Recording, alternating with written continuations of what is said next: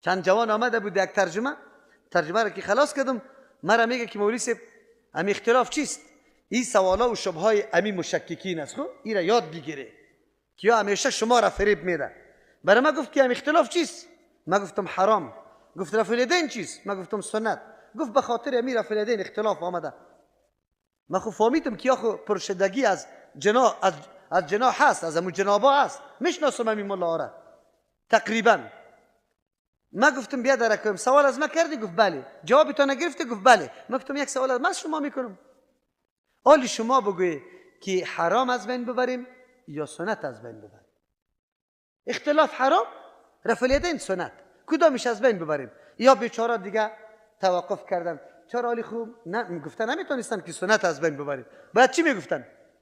حرام از بین ببریم. این مردکا بند ماندن. ما برشان گفتم بیا درا جواب خوب بگوید دیگه، حالی از ما سوال